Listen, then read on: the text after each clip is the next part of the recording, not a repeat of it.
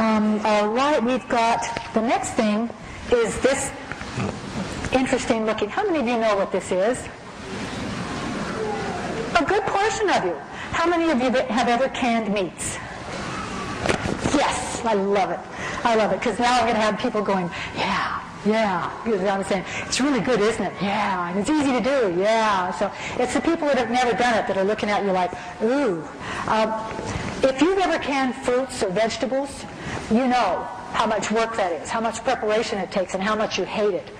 You are going to love canning meats. This is an amazing experience. The first time people do it, when it's all done, they're just looking at all these jars of chicken and beef, and they're just smiling going, oh my gosh, that was so easy.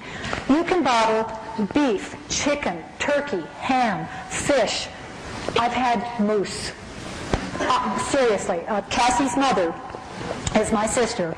In fact, I'd love to give her credit right now. She has been my inspiration in more than just food storage. She's the one that showed me most of the things that I do in my food storage class. I learned from my sister Phyllis Henderson, and it's just amazing. I just love her and all of her experience and her inspiration. But that's where I had moose. What brought that up? What you do? Here's the process. You've got your jars, and you want to make sure they don't... You know, all of this is in the book. I'm not going to spend a lot of time on this. I'm just going to give you the overall. You take a jar. You take raw meat. I know it sounds really gross, but if you want to, you can cook the meat. They have, in your instruction booklet, it'll say you can do the raw pack or you can cook it. I like the raw pack. I think the raw pack has a better texture because it hasn't been cooked twice. So I'll take the raw chicken. I like the boneless chicken, boneless skinless breast, and I'll put them in. 1 pint jar will hold 1 pound of meat. You put the raw meat in the jar. You put a little bit of salt in, 1/4 to 1/2 teaspoon of salt, and you boil your lids. Put the lid on. Put it in your canner. The instructions are there, how the pressure and the whole thing. But you've got bottle, meat. Bottle goes in the can. You cook it. You take it out. You wipe it off, take the ring off, and you put it in your food storage. It is so easy. I wanted to do a test one day, and I bottled 150 pounds of chicken in 12 hours. That was half my entire food storage in one day. Now, I had 3 canners going. I confess, it was crazy, and I didn't answer the phone, and my husband came home, and he's going, what is this? But it was so awesome to think, I canned 150 pounds of chicken in 12 hours. You could easily do 50 pounds of chicken in a day, or any other kind of meat. The process is very simple. In the book, it's going to give you details on how to do this little booklet. And if you wanted the canners, look in the canners, it's going to give you more details. But basically, I like to you can buy a new one. This one's going to cost about $200. You can buy a used one. I have bought 5 used canners on the internet, on eBay. I have a canner that's over 75 years old, and it still works. So this is a great investment. You can hand it down to your grandchildren. They won't know what to do with it, but you can hand it down. This is a 100-year-old process. People have been doing this for 100 years, and you have to be careful. You have to be safe. There are safety precautions, but this is a fabulous way for you to have real meat in your food storage.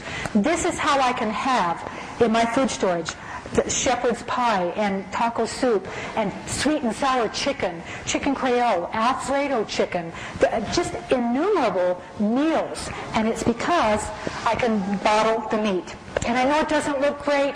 I know one lady said, she looked at it, she said, it looks like a science experiment. And, when I went, take her book away. The biggest problem you're going to have with your meat is keeping it in your food storage. You're going to want to use this. You open this up, it's fully cooked and ready to eat. It's juicy and tender, absolutely delicious. You can't buy canned meat that tastes as good as your bottled meat because it's just so good. Open this up, you have instant chicken enchiladas, instant chicken salad sandwiches. You open the beef and you pour some barbecue sauce on it, instant barbecue beef sandwiches. Just an innumerable amount of meals that Just like that, you can have dinner in 15 minutes. So your biggest problem is keeping it in your food storage. I'm sorry. Oh, okay. Thank you. We're talking about used canners. If you buy it new, great. If you buy a used canner, here's the precaution. You have to be sure and have your pressure gauge tested. That's very, very important because the pressure that you cook your meat at keeps it safe. Where I live in the desert, it's 10 pounds of pressure. What is it here? 13? 15. 1.5. 1.5. She says 1.5. I'm going to believe her. 15 pounds of pressure. It depends on your altitude, but it needs to be a correct pressure. So if you're going to buy a used one, either have it checked at your local extension center or buy a new one. That's even better because they're only about $20, and that way you know that it's going to be safe. You have to be safe in this. Do everything according to the directions, and you should be all right. The shelf life on meat, 2 to 3 years. I would suggest, did we talk about rotation on meat, rotating meat, or using 2 bottles? We did, didn't we? 2. Okay. I've talked to so many people tonight. Rotation. How I do rotation. I do my whole year supply, and I'll take 50 pounds and put it in my kitchen pantry. If I use 2 bottles of meat a week, which is really easy to do, I will have used up those 50 pounds or 50 pints. A quart is 2 pounds and a pint is 1 pound. So if you have a big family, you're going to want to do quarts. But the normal family, 1 pound of meat is usually enough. But if you use 50 pints in about 6 months, those 50 pints will be gone, and you'll can another 50 pints, put it in your food storage, and take out another 50 pounds, put it in your food storage, and in 3 years you will have rotated your entire stock. If you want to do it over a 2-year period, you'll use 3 cans a week, 3 bottles a week. So the rotation is very simple, and you're going to want to do that because it keeps your meat rotated in a nice, timely manner to where the nutritional quality is high, and you're going to want to use it. All right. There are a lot of things that I could talk about canners and whatnot, but I'm going to let you read it in the book because it's all in the booklet. And just to say, this is what makes your food storage real food. You're going to sit down to real sweet and sour chicken.